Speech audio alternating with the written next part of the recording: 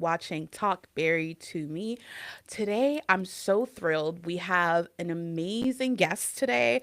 Her name is Dr. Veronique Elefant Yanni, PhD and clinical psychologist for over 25 years. Her experience has been immense, and she's the creator of the 3D human therapy, which is such a fascinating framework. It's a groundbreaking model that helps patients tune into their inner world through tension, activation, and balance. After transformative experiences like what we've experienced with weight loss surgery, many of the people in our community find that it's really a challenge to begin tending to your mental health after such a significant transformation. So, today, Dr. Elefant Yanni and myself, we're going to talk about all the different approaches and things to support and sustain your mental health after these types of surgeries and after these types of transformations. So, let's dive right into uh, Dr. Elefant Yanni's background a little bit. How are you? And thank you for joining me today. How is your day going so far? Thank you, Char, for having me today on your podcast, and hello everyone online.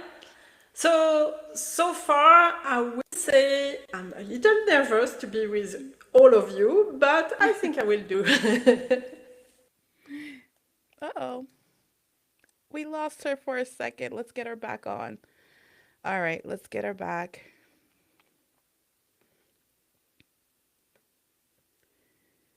Where'd she go? Of course, that would happen.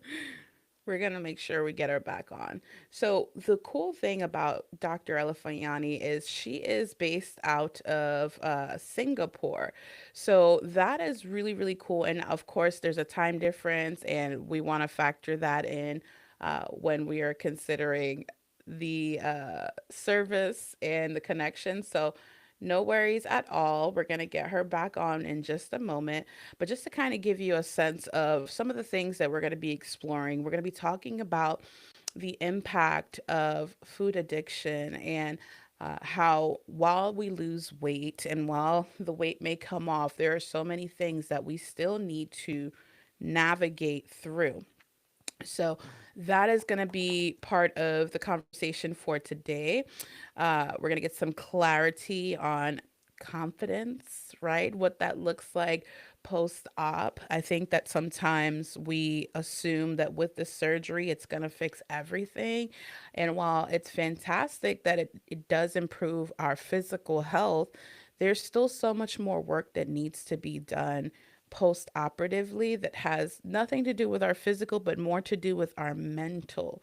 So I'm excited about diving into that topic. And let me see if I can get the doctor back on. Let's see.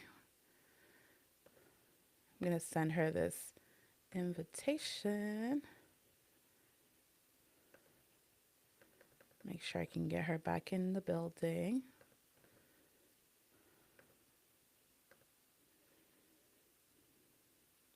Okay, perfect. So I just went ahead and sent that invitation, and we're going to get her back on in just a moment.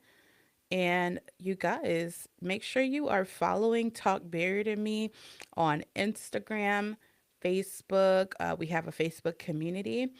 We also are on TikTok, of course. So make sure you're following us on TikTok. And of course, we've got the doctor coming back on. So no worries at all. While you're here, also make sure you're following us on YouTube. So make sure you subscribe, make sure you engage with the content. We've had a lot of amazing guests in our time.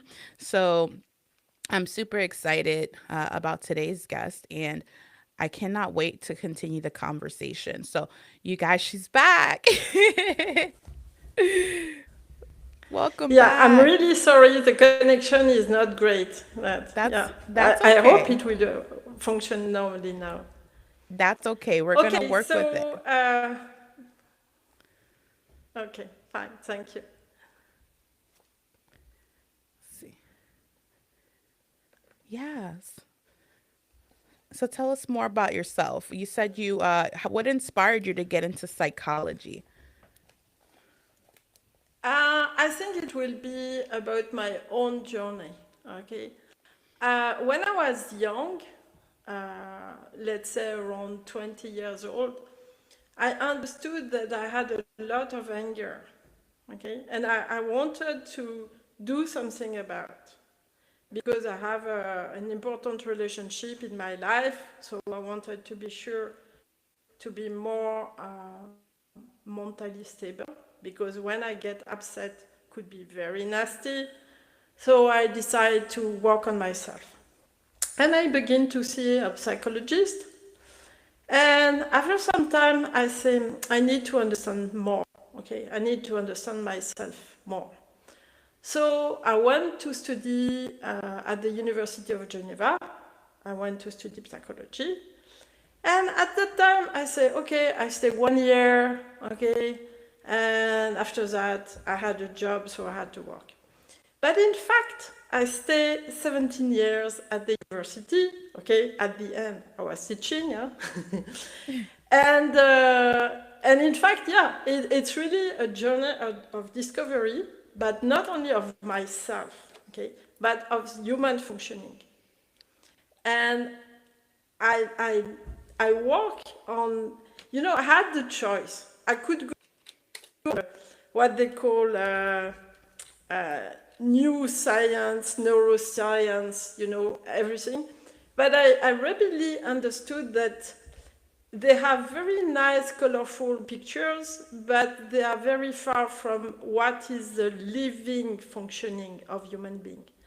So Mm. even it seems more intangible, more subtle, I think clinical psychology is really where you work with living people, not trying to cut them in pieces to understand them. And psychology, okay, you have to have the living person in front of you if you want to understand this person. Okay? Yes. Yes, there is a common functioning, but after that, it's really tailored. Okay, everyone has his own background. Everyone make different choices, and so functioning, yes, human being, but after that, you have to work with the person in front of you. So, what begin like a personal journey? Okay, now I think as I was able to go the path, I can help other people go the path too. Okay, and I Mm. want to say there is no me and them. Okay, we are all on the same boat. Okay, I love that. your psychologist is a guide. Okay, is a guide because he already went the path. Okay, but if you think that you can help other people if you didn't do the work on yourself, this is delusional, okay? And it's even Oh, dangerous, yeah. okay? Yes. When you work with a patient, you have to be sure not to project your own problematic on your patient, Mm. okay? So this is very important. So this is my path. This is how I came to be a clinical psychologist and now a psychotherapist. I love that. Now, let me ask you because a lot of times we hear in society people say, oh, if you have a problem, see a therapist, see a therapist. I don't know how you feel, but I'm noticing a lot of people, the traditional therapy models don't always work for people. How do you feel about that statement? Okay, first I will say something. I did my own psychoanalysis. Okay, I begin and I finished. It's not just I do some time and I stop. I finished it. Okay, so yes, psychoanalysis was important for me. But you have to go beyond psychoanalysis. Why? Because first, it's like a tautology. Psychoanalysis can answer everything. Okay? So, of course, it's not scientific in this way. Okay? There is also something I can mention. Sometimes some theory are pushed in the front to hide something else. Okay? Something else that people doesn't want, some people doesn't want the mass of the people to know about. If you don't know how you function, okay, I can hack your functioning and use it, for example, for advertisement. Psychology was born in 1876 with Wundt. The first model of Wundt was on affect, with the same three dimensions that I rediscovered when I did my own research. Okay? But at that time, I didn't know about it. Okay? And nobody told me about it. None of my professors at the university never told me about it. Okay? So what happened when Wundt discovered this 3D functioning of human being? Very soon, you had some powerful people pushing psychoanalysis. Okay? So psychoanalysis, in a way, was the tree hiding the forest. Okay? You can spend your life cutting every word of Freud. Okay? Do you understand what I mean here? Hiding something more important. And after that, psychology was derouted, okay, to be used for advertising. And after that, some people push, for example, Piaget about intelligence in front of the scene, okay? So with Wundt, psychology was really the research of the psyche, okay? What does it mean, our subconscious, our unconscious part? Almost spiritual in a way, okay? And after that, it's become psychology of intelligence, useful for recruit in the army, useful for children at school. No more psyche, no more unconscious. Or you have this big tree in front of you, psychoanalysis. Okay? So let me. And I know you said. now they replace. I was gonna ask. I know you said. And it's very interesting because you're someone who works in the clinical space. You said spiritual, right? When you say spiritual, what do you mean? Because I think a lot of mental health professionals steer away from the word spiritual, but I like that you said it. I'm just curious where a little bit more about that, if you don't mind. Okay, I will say the same than my colleagues. Most of the time, I stay away of spiritual, okay? Even I use meditation, and I always say to my patients, I use it as a psychological tool, not a spiritual tool. But there is something that is defined for me. This is that our unconscious, okay, is a consciousness of the universe. I believe that too. And for this, I have to explain my model. Okay? So I think that we live in two spaces. We have what I call the affect space and the thinking space for representation. When you are born, you already have the affect space. And you grow and develop your thinking space. When you learn concept, words, you understand pictures better and everything. Right. But those two spaces, they belong to two different brains. The first brain is the gut brain. And there is a gut brain. There is neurons in your gut, the same way that you have neurons in your head. Okay. And this brain is more primitive, okay? In the evolution, okay, think about a time where the development was the worm level, okay? What is the difference for living is they consume. Right. So your organs, your gut, is there to consume, okay? And this good brain work in quantum physics. There is only now. Pleasure is only now. But the thinking brain is linear, because if you want to make a sentence, you need to develop time. Linear. So you have one brain thinking linear physics, classical physics, and you have one brain working quantum. I try to explain. The affect is the fabric of your life. Every 250 milliseconds, you have an affect. This affect is time zero. And after it opens like a flower, and you have this three-dimension activation, tension, proto-representation. Proto-representation means feeling good or feeling bad, well-being or malaise. Okay?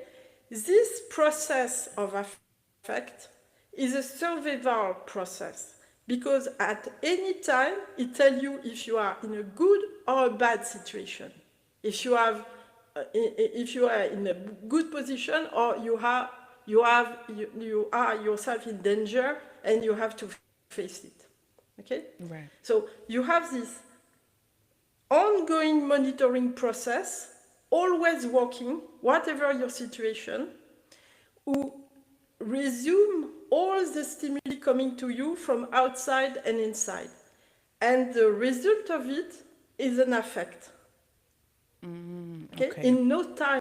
So you understand that this processing is treating millions of information in no time. That's why it's quantum. Okay? This is the now. You know, sometimes they say, oh, come back to the now, come back to the now. This is the now. Okay? And after that, when you are born, okay, this processing is fully working, but you develop your representation brain. You already have a pre-program of it. For example, newborn, they recognize faces. Okay? They recognize it's a face. They don't know what is a face, but they recognize it as a face. Because when we are born, we are already pre-linked to the social link. But you have to understand something very important, that when we are born, objects don't exist. Objects are introduced through the social link. Right. I know that So your two brain. I've heard of even and maybe this is something you can speak to. Is there any truth of for a baby, for example, they may not know the world in the way we see it yet because they're babies, but is there any truth to epigenetics where they say there is a passing of information in the in utero? Like, I know that some people say trauma can be transferred in utero from the mother to the fetus or things of that nature. Do you feel like there's some truth to that? I will not speak about this because I think it's too far going. Okay, but there is, of course, information going in utero. In Okay. utero is not like a blank sheet. Okay, in utero you already receive information. You hear the voice of your mother. You hear the voice of your father. Okay, and you recognize them. So let's say, for example, your parents are yelling at each other when you are in utero. You know what something is happening, not very nice, and get you stressed. Okay? So yes, something happened. Okay? Yeah. For example, pregnant women, when they lay down, okay, it's like the belly is breathing, okay? And suddenly, oh, I can move again, okay? So relaxation, you know, when you go to the swimming pool as a pregnant woman and you can make relaxation, oh, baby love it, okay? Okay? So yes, of course, it's not a blank sheet, okay? Whatever happened to this little human being in development, okay, has an impact. Okay? Yes, Yeah. yes. Yeah. But from that to go to trauma, yes, of course, if the mother is stressed, the baby is stressed too. Gotcha. Gotcha. That's a good point. You can Okay. you can continue. I didn't mean to cut you off. It just came to my mind and I wanted to just see what your thoughts were. Yeah, yeah. So the two spaces, okay. If I'll try to give you, I have a lot of information to give you, so maybe not everything will be clear, but at the end I think you will get a clear picture. I want to say that most of the people, when they are born, okay, it's not a perfect relationship between mother and child for any reason. Mostly because the mother is not mentally available. Maybe she's depressed, maybe she's stressed, but she's not mentally available for the baby. Reaction for the newborn is like he's abandoned, his survival is in question. And he has a big anger. But as the baby feels his all power, the baby believes that he's making the world, okay? So he thinks that if he's big, he yell or he lose control regarding his anger, he thinks that he will destroy the world, okay? Kill his parents, even if he doesn't know yet that they are parents, okay? Because there is just the caregiver for now, okay? So try to control this anger, to keep it inside, okay? And what happened when this child develops? He has the big monster anger inside him. So he has to keep control. The way to keep control about the anger is to cut the bridge between the feeling space and the thinking space. So this is what we can call alienation. It's like you cut the link between your thinking space and your true self, because your true self is in your feeling space, the fabric of your life. Okay? So after that, you go on, but you still have the monster anger inside you. And it makes you feel like you are a bad person. So as you are a bad person, you have to punish yourself. And this is called auto-sabotage. Hmm? So you have this. And how can we rebuild it? Okay?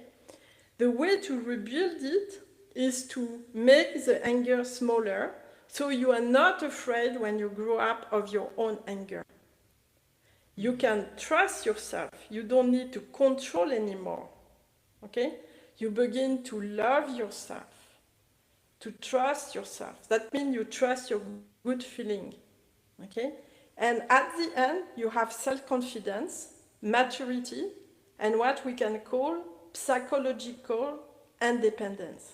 Okay? A lot of people speak about financial independence, but psychological independence is even more important. Okay? Yeah. So this is how you developed. Okay? I will say something like 70% of the population follow this, what I just described. Okay? So when you have this cut between your feeling space and your thinking space, it's like you have two opinions in the same body. There is no synergy between your brain, and you always are in an internal conflict. That means it's very difficult to take decision. You cannot trust your own opinion. You need the validation of someone else. I think a lot of people recognize themselves in this, needing the validation of someone else to feel allowed to make a choice. That happens a And lot. this is true alienation. When you cut the bridge between your two spaces, okay, your true self is alien to yourself. This is alienation. Like No. you cannot be yourself. You're cut in two. Yeah, then that's one of the things, specifically in the community that I work in with people who have significant weight loss. A lot of times that need for community, that need for acceptance, that need for validation is very present. I don't know if it's even more so after the weight loss because I do find a lot of people. One of the things that happens in the community, a lot of people very much want other people's approval of this new body that they're in. They want approval of this new person they're becoming. It's almost like they don't know. Even you would think that after the weight loss they would be more confident, but I think it's the opposite. I see a lot of people who lack confidence after weight loss, which I think is very interesting. Yeah, I believe that a lot of people, after they lose weight, they are disappointed because they will thought before that losing weight was the answer. Okay, like lose weight and everything will be fine after. But the reason why they gain weight in the first place is already a symptom of a problematic more profound. Okay, and addiction, okay, is a research of pleasure.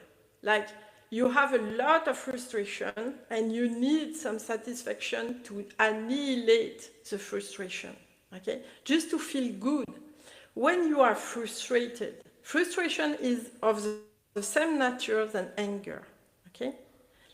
Proof, when sometimes just a little frustration and whoo, everything blow up, okay, because you don't know why, but a small thing and switch on off, okay, ooh, big anger, big tantrum, and you don't know why, and after that you say, I don't know what happened to me, Right. I'm sorry what I said or anything, on off, okay. So the fact is, uh, there is this, often when I say to people, maybe you are angry or something, they say, no, no, I'm not angry, I'm sad. Okay? Mm, Anger is a taboo almost. Okay? A lot of it people is. don't allow themselves to say, I'm angry. Okay? And you can be angry against a lot of people, but not against your demigod, okay, parents. Okay? We love our parents. Okay? We love our parents, but doesn't mean we don't have anger against our parents. Okay? If you recognize this anger that you have, belly anger, you can feel it in your belly from time to time, the rage. Okay? If you feel it, okay, it's an archaic anger. You don't know from what it comes from, but you have it. Okay? And it's not a shame, as I say, it's a majority of the population in this situation. Okay? Yeah. And being angry is not feeling good. Okay? And well-being and anger, it's like the two sides of the same coins. Often I speak about anger management. I prefer to speak about well-being management. And I have 4 tools for this. Okay? I can share them very easily because if you are not in the situation where you still think, oh, maybe I can do therapy, you can still use the tools. Okay? The well-being program. First is the 3 breathing. 3 breathing, very easy. You breathe with your belly, through your nose, inside and out, 3 times, slowly, very deeply. Okay? When your belly is full, you hold a few milliseconds, you exhale, you hold it a few milliseconds when everything is empty, and 3 times like this. 1 minute, 1 minute, even less than 1 minute, and you feel relaxed. Okay? And this is mechanical because when you are stressed, all your organs are constricted. But when you are relaxed, all your organs expand. So when you feel your belly, you expand your gut, okay? And it sends a message to your brain that you are relaxed. 1 minute. You can do it everywhere, at the office, at school, everywhere, on the subway, anywhere, okay? So, first tool, easy. Second tool is a small pleasure every day. Okay. What is a small pleasure? Small pleasure could be anything. A cup of tea, a cup of coffee, an ice cream, talking to a friend for a few minutes, okay? Something that you take the time to appreciate. You don't drink your coffee, you appreciate your coffee, okay? So that means you are present. All the tools, they do the same thing, taking you to the now time. Oh, Okay? I like that. Third tools is green walk. So at least twice a week, you go for half an hour walk in the green. Green can also be the beach, because I have some patients living on a boat, so beach is fine. So green. Green is really important for us, to the point that they put some plants on the orbital station, okay? Because they need to see green, okay? Japanese, they have what they call forest bath, okay? I never So heard of that before. public park will do it. Yeah, very, very important. So, okay, so green walk, and the fourth tool is meditation, 20 minutes a day for an adult. Not 30 minutes, 20 minutes. Why? Because if you want to do better, you will do nothing. 20 minutes is the time of your shower every morning. 20 minutes, you can do it every day. 30 minutes, not so much, okay? You try to do better, but very soon you'll stop. Okay? So 20 minutes. Something important. What do meditation? In meditation, you stay not moving, okay? You relax, okay? So not moving, activation, done. Relax, tension, done. Letting your thinking stop. Not trying to control it or stop it yourself. Just let it stop. Put your attention on something. Your breathing, a point between your two eyes. Just put your attention someplace so your thinking will stop. Okay? But don't force it.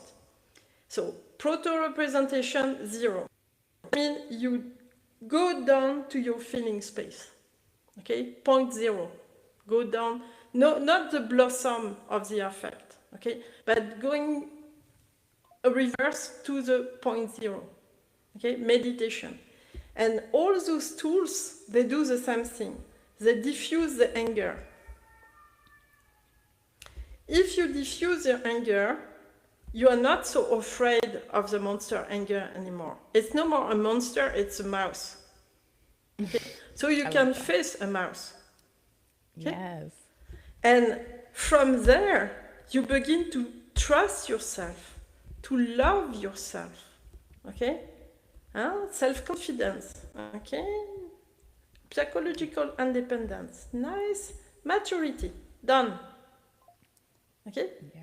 So, yes, sometimes it's too difficult. Even with the well-being program, you still need some help. Okay? Because you have a lot on your plate and you need to speak and to go through some trauma you had in your childhood and everything. But you can already start today. Okay? Yeah. The tools, they are open. I even write a small book that I call a user guide to who you are.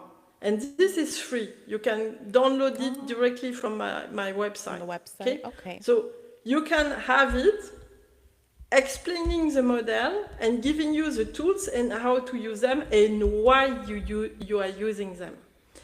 One of the things is to stay motivated. Because sometimes what people think is, oh, I go to psychotherapy and she will do everything fine. No, I will not do anything. I will just hold the map and you do the work. Okay? Yes. I cannot go in your head, I cannot rearrange your brain, but you can do it. So I hold the map, okay, and I hold also a mirror. That means you're telling me something, but you don't hear what you say. So I just reflect it back to you with different words, maybe, so you see yourself, okay? And after that, you understand how you function, so you can help yourself, okay? Yes. I don't have a magic wand, so you still have to do the work. Yes. No, and that's important because I think a lot of people, no one's going to fix your problem because no one, to your point, no one's inside of you. You know what's happening inside of you.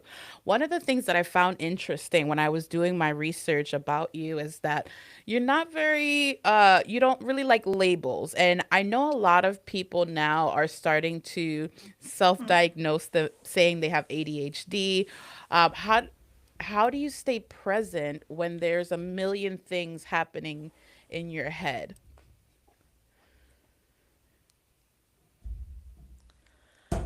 Okay, label doesn't help anyone. Label hurts people.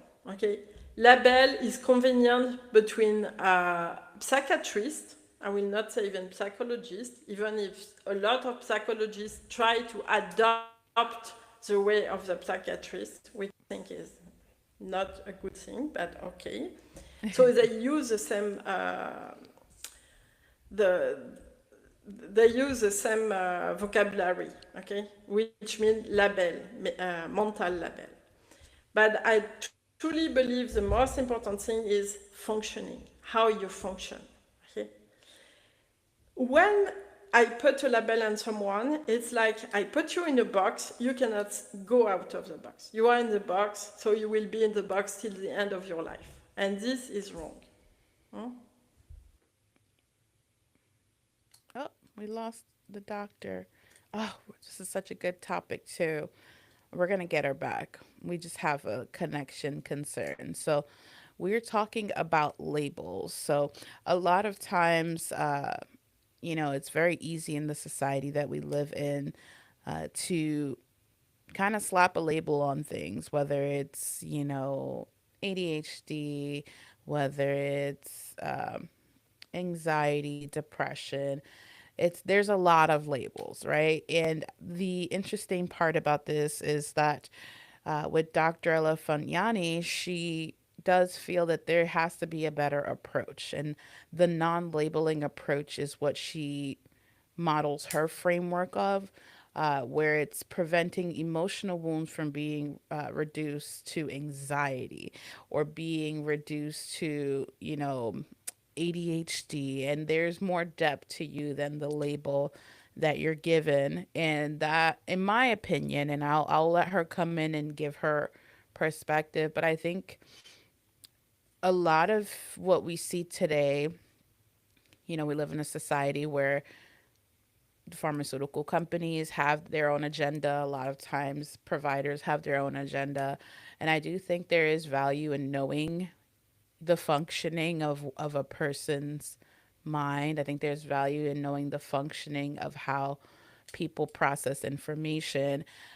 Now, it is, I am not against getting medication because I'm a person who is getting medication, but I'm very interested in knowing what it looks like without the label. What is the perspective of navigating without a label? And I think it's very interesting what Dr. Elefant is bringing to the table because she's saying you don't need to be reduced to just your label. You don't need to be reduced to just, this cookie cutter diagnosis of yourself, which I think is very, very appropriate.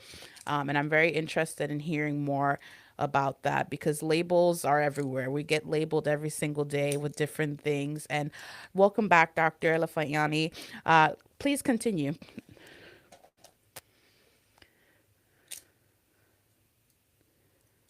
Is functioning. Understand how you function. Okay, you can change your way of functioning. This is why we do therapy. Okay, psychotherapy.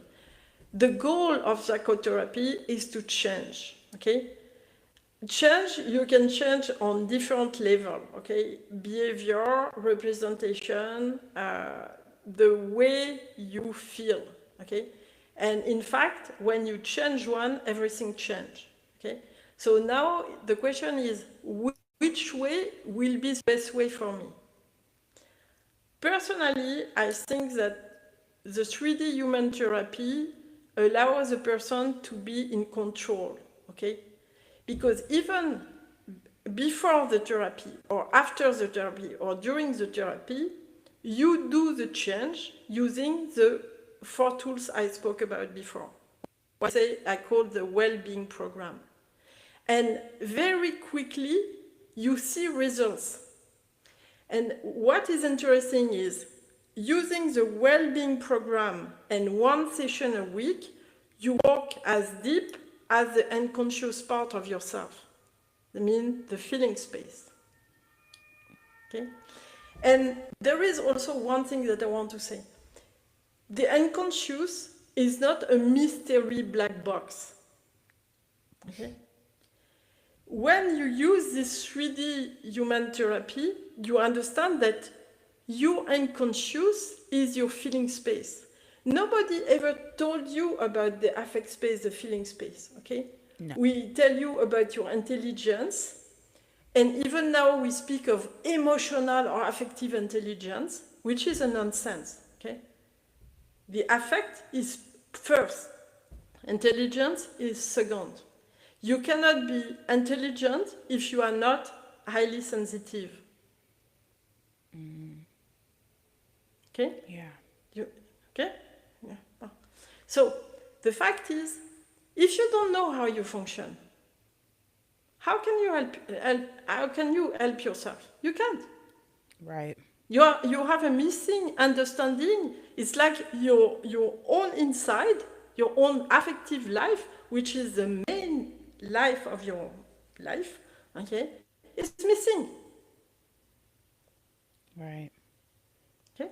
And also something, sometimes they say psyche and body are cut. Okay? No, they're not cut. They're cut if you don't function well. But normally, two brains works in synergy, and you are able to decide for yourself, and you know what you want in your life, and you don't have two opinion, which makes that you are unable to decide. Okay? The how can I say? The main goal of the well-being program is to make your two space work together, your two brain work in synergy, as they should be working. Okay? Okay. And after that, yes, human being, okay? Just one in one body, not two cuts of two parts inside the same body who are never agree and you cannot decide. Okay? So if you understand how you function, it's like you already have a map of what you want to, you want to go and what you want to achieve. But it's true that change is not easy. Change is difficult. That's why you have to stay motivated. And with the tools, as you see already some changes, okay? Like for example, you don't have so many frustration, it's not important, you feel better because you don't have this anger always flaring for any small thing, okay? You already see the change. So you stay motivated using the tools, and at the end, okay, you can do it. You can go to psychological independence and maturity. Mm. Now the question is, why this model was discovered at the end of the 19th century is not public knowledge. I think it's just a lot of times right now, in my opinion, especially here in America, they always want to opt to give you medication. Medications that's the quick fix, and a lot of, I mean, even for myself, I can speak to my personal experience. I was diagnosed with ADHD, the first thing they did was give me a pill. And, they're like, this is going to fix your problem. And as opposed to what you're speaking about, these tools that you implement to have that self awareness, to have a sense of how my brain functions. I'll be honest, I've never really thought about it that way because I thought in society here it's just you go to a psychiatrist, you get medication and it fixed the problem. We're not having the Yeah, but the conversations. psychiatrists believe it. The psychiatrists believe it because it's what he was taught when he went to university. Okay? So the propaganda machine, okay, is not from yesterday, more No. than 1 or 2 centuries ago, okay? Rockefeller worked very well to choose the cursus of the psychiatrists and other doctors, okay? Just one thing, why only doctors in medicine are called doctors? I'm a doctor in psychology. Nobody called me doctor, okay? Why? My PhD is the same values than any doctor in medicine, okay? I did not steal it, I work hard for it, and it's like I cannot have the same recognition. Yes, in Singapore I have, okay? But in other countries it's very difficult. Yeah. And I want to say something. During the COVID crisis, okay, we saw what is a psychology war, okay, psychological war. How you can use fear to make people do what you want them to do, okay? Right. Climate change, how you can use fear to make people do what they want you want them to do, okay? So you can use feelings, okay? You go to the movie theater, change the music of the movie, you change the movie. Yeah. That's true. Music speaks directly to your feelings, okay? So if people understand how they function, it will be much more difficult, okay, to use them as you want them to be used. Hmm? Yeah. Okay? Yeah. The, I'm a little passionate about this, okay?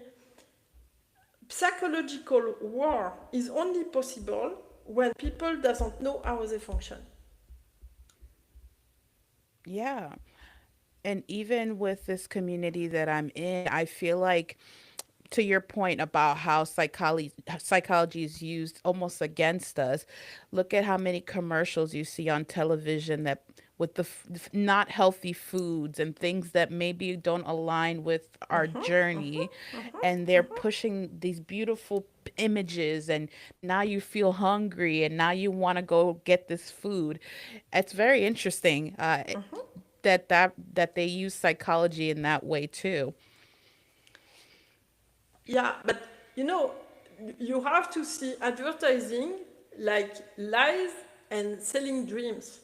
Okay? If you use this perfume, you will find the love of your life. Okay? If you drink this soda, you will have a lot of friends. Okay? If you choose this gum, you will have a lot of friends to jump in the swimming pool with you and have a nice party. You understand? Huh? Okay? Right. So no, reality doesn't sound like this. Okay? And this is also a problem. People are disconnected of reality, disconnected of nature. Okay? Alienated also on this way. And if some people have their way, okay, we all live online in the meta world, okay? Yeah. Okay. If you see, feeling is now. Feeling is the reality of your life now. Okay? When you are in your head, you're already another level, not in the reality. This is no. Let's say differently. Real for feeling, reality in your head. Like you can create a world already in the representation.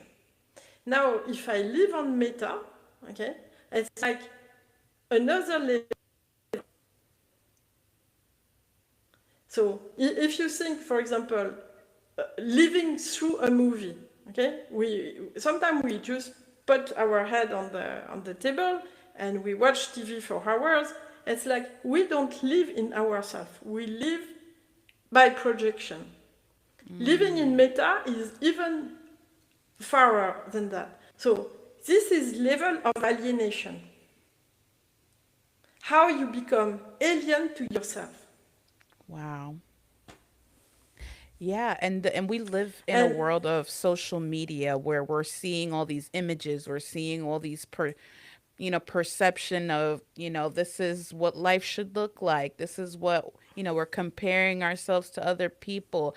And it's so crazy because you think with social media, we can connect with so many different people, but even though we can connect easy, we're so disconnected to ourselves with that. Do you think so with social media that we're more disconnected with ourselves? but social media is part of the representation of meta. So you can say it's 3 or 4 level above reality. Okay, so it's like 3 or 4 level of alienation. Wow. When you are on Facebook, okay, it's not like you are with people. You are with your representation of the people. You don't know anything of those people. You don't even know if their identity online is true or not. Okay? And there is no feeling, no touch, nothing. Okay? So you have to be careful on what you think is social life. Social life is exchange of handshake, is exchange of smile but direct. Okay? But I want to say something here. There is something interesting in the fact that online therapy works as well as in-person therapy. Hmm. Okay. Okay, and this was something new for me because when I was working in the clinic in Singapore, from time to time I do online for people because in Singapore people travel a lot. Okay, so when they are going abroad for let's say 10 days or a week or something, we did online session. But otherwise, I meet the people in person. But during the COVID crisis, okay, I work only online. And this was something incredible for me that online therapy work as well as in-person therapy. So I was Hmm. surprised. I have to say, I was surprised. Okay, but the difference is, as I said before, I hold the map, but you do the work. Okay, Yeah. we can almost say that the 1 week session is like a motivation session. Okay, yes, we work a little about trauma and things like this. Yes, it's true, but a big part of the session is also how to stay motivated and maybe also to discover something new about you. So it's like you um, uh, how can I say, you flat some more rocks on the road. Okay, something like that. But before you told me yes, I was diagnosed ADHD and everything. A lot of people with this are telling me, oh, I have this problem or this problem, and sometimes I'm almost amazed. Like some people tell me, yes, it's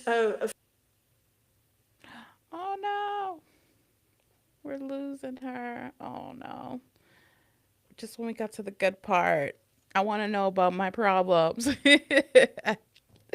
So we're gonna give her a second to get back on, but we're getting close to the hour, guys. I am super duper excited to when this comes out because this is a pre-recorded session. But you guys, there's so much value in what I've heard so far. My understanding as of right now is that being present, the feelings we feel are our true self.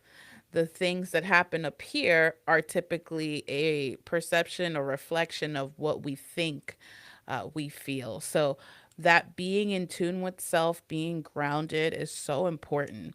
I think that we need to find moments of quiet time. And I said this before in another conversation that being grounded is not just a luxury, it's a necessity.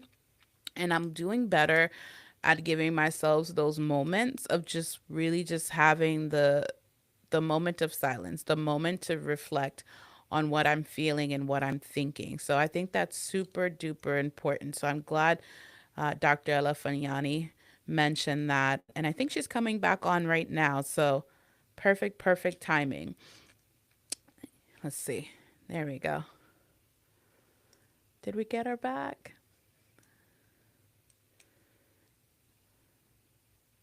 And it looks like it's loading. So you guys make sure you follow Talk Berry to Me on Instagram, Facebook, and TikTok.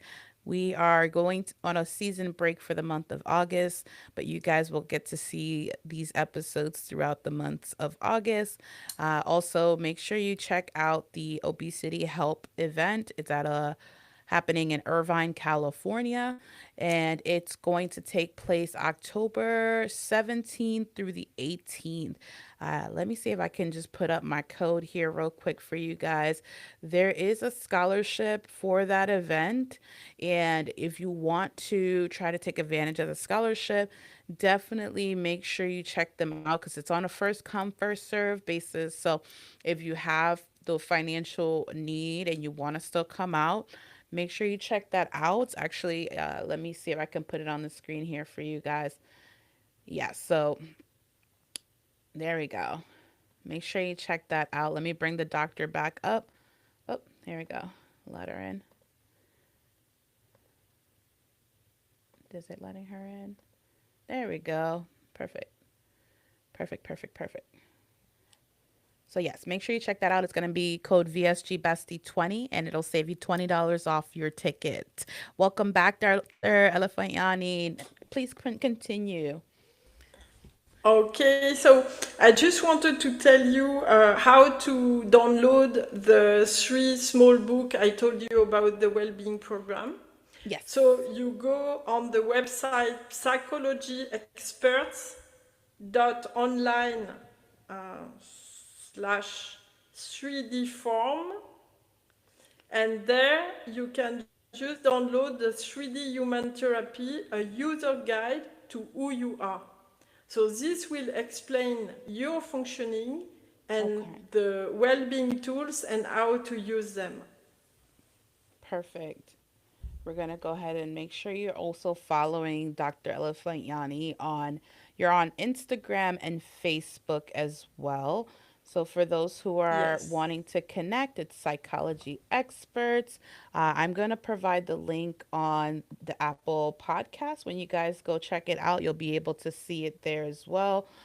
So make sure you check it out. I'm going to try to make this a little smaller so that people can see that. And connect with you because I think you have a lot of really good points. And I think a lot of times we need a different perspective. And while you were away, I was thinking about everything you were saying, and it almost is like being present and making time to be present is so powerful. I think we live in a very Yes. fast paced world, and sometimes I have three babies, I have three little kids. Sometimes when you're a parent and you're living in a fast paced world, you have a job, you're in school, you still have to find moments to really just sit with yourself and see how you're feeling internally, see how you're what the functionings are. Connect with Dr. Ella Fayani. I know that we're getting close to the hour, and I want to give Dr. Ella Fayani a moment to just share some final thoughts and just overall, so any words of wisdom that you can give us so that we can kind of think about these things moving forward. I will tell you about my motto, okay? My motto is enjoy life and carry on, okay? Ooh, One of the things I want people to understand, you cannot give anything to other people except good vibes. I explain. I told you when we are born, objects don't exist, only in the social link, okay? So, yes, you can give gift, But gifts are only objects, not so important. They are important because they are taken in the social link. But good vibe is really something important. You have the right to be selfish, to be happy, because happiness is the only thing you can share. And this is true altruism. Giving things is not altruism. Sharing happiness, this is altruism. Okay? So you have the right to be selfish, to be happy, because this is the real altruism. If you work on yourself, make you feel better, people around you will feel better. And people around them will feel better. You see? It's like going expanding, okay? Good vibes. Okay? So people take the time to feel good because you will help your husband, your partner, your children, your parents. Think about it. Yes, I love that. That's beautiful. Oh my goodness. Thank you so much, Dr. Elefant Yanni. I love everything you shared with us today, and I know my audience is going to love everything you Thank you. shared. If you are watching us live, because I know some people may be watching us live right now, make sure you're following Dr. Elefant Yanni. She is on LinkedIn, she's on Instagram. I will share the links with you guys. You guys know that I can't close out without saying quickly, people throw shade on what shines, but when in doubt, my friends, don't be afraid to shine brighter. Thank you so much. I'm going to hang out with Dr. Elefant Yanni for just a moment, but thank you to everyone I who learned it. who's here with us. Ah, she's got it. Let me get my sunglasses. Wait, let me take a picture here. Thank you I so learned much. it. Okay. Oh, you have the art on top of it. Okay. So So to all